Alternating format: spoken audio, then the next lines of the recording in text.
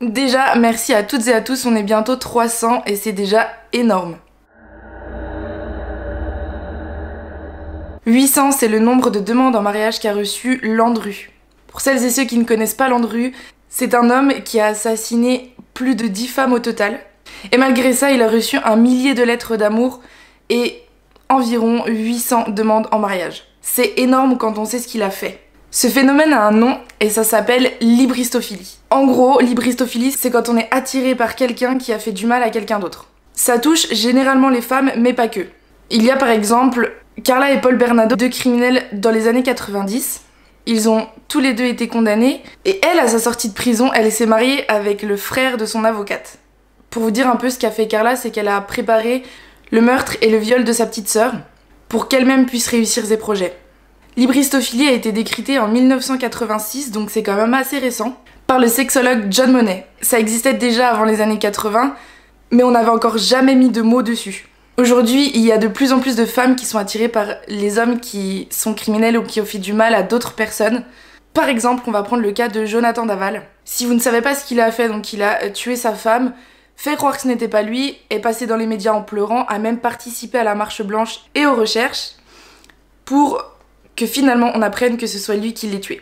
Lui, il reçoit environ 800 lettres d'amour par mois en prison. Il y a même eu des comptes fans qui ont été créés pour lui en disant nous on le soutient, c'est elle qui était méchante, etc. Peu importe qui a été méchant dans l'histoire, on n'a pas idolâtré quelqu'un qui a tué ou fait du mal à quelqu'un. D'ailleurs, la mère de Jonathan, lors d'une interview, a lu le début d'une lettre qu'il avait reçue en prison. Et le début de la lettre, c'est « Jonathan, tu m'as touché.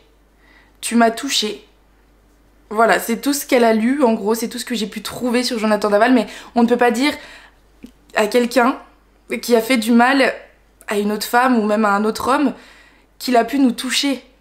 C'est qu'en fait, la personne cautionne ce qu'il a fait et que pour elle, c'est totalement normal. Dans le phénomène de l'hybristophilie, on peut aussi mettre le syndrome de l'infirmière.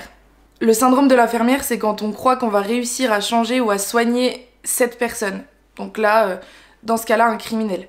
On va croire qu'en fait, grâce à nous, elle va aller beaucoup mieux et en fait, on se met un peu dans le personnage de l'héroïne en mode ouais, nous, on a réussi à le changer et pas vous, etc. En fait, c'était pas quelqu'un de mal, alors que si, totalement.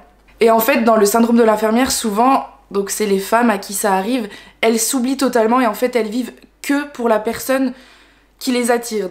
Donc là, on va reprendre l'exemple de Jonathan Daval. En fait, la femme qui va être avec lui va totalement penser qu'à lui, vivre lui, manger lui, enfin tout. Elle va vraiment vivre que pour lui, en essayant de le changer, alors qu'au fond, elle le sait qu'elle n'y arrivera pas, que c'est quelqu'un de mal et que le mal restera là. Il y a aussi Sandra London, donc la femme de Daniel Rowling. Si jamais vous n'avez pas vu l'affaire de Daniel Rowling, je vous mets le lien en description. Elle a carrément écrit un livre avec lui sur comment il a tué ses victimes. Enfin, je trouve ça aberrant. On peut pas aider quelqu'un qui ne veut pas être aidé déjà et qui fait du mal comme ça. Il y a des spécialistes pour ça, des psychologues, des psychiatres, des cachets même.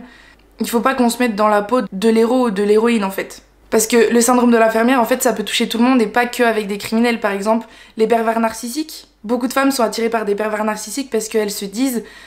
Déjà, elles sont sous l'emprise du pervers narcissique et elles se disent qu'elles peuvent le changer et qu'en fait, au fond, il est pas si mauvais que ça. Et dans tout ça, il y a aussi le syndrome de Bonnie and Clyde. C'est-à-dire que certaines personnes sont attirées par des criminels pour lesquels l'affaire a été énormément médiatisée.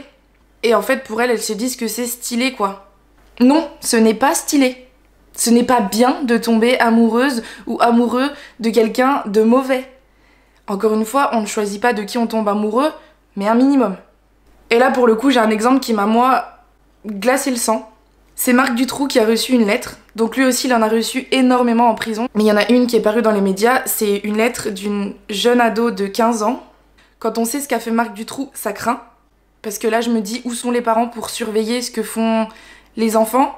Donc une ado de 15 ans qui a envoyé une lettre à Marc Dutroux en lui disant, en gros, je t'admire, tu es connu, tu es vraiment quelqu'un d'extraordinaire. Et avec la lettre, elle a joint des photos d'elle, en lui disant qu'elle aimerait le rencontrer.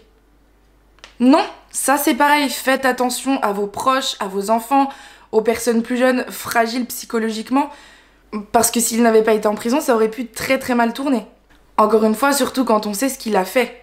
J'ai regardé une émission l'autre fois qui s'appelle donc Ça commence aujourd'hui, et en fait le sujet du jour, C'était donc, elles vivent un amour interdit. Donc je vous mets le lien ici pour que vous compreniez mieux comment ça se passe. Mais par exemple, il y en a une qui est tombée amoureuse de quelqu'un qui était dans le couloir de la mort. Donc elle est allée le rejoindre en Amérique, elle s'est mariée avec lui. Et là, elle l'attend toujours alors qu'elle sait très bien qu'il est dans le couloir de la mort. Aujourd'hui, je sais pas s'il a été exécuté ou pas, mais en tout cas, il devait l'être. Une autre qui elle-même s'est fait embrigader là-dedans, elle a été complice de son amoureux en fait. Elle a passé de la drogue, etc. Enfin, elle s'est fait vraiment manipuler. Je vous conseille vraiment d'aller voir cette émission parce que c'est là où on comprend un peu plus comment elles arrivent à rentrer là-dedans.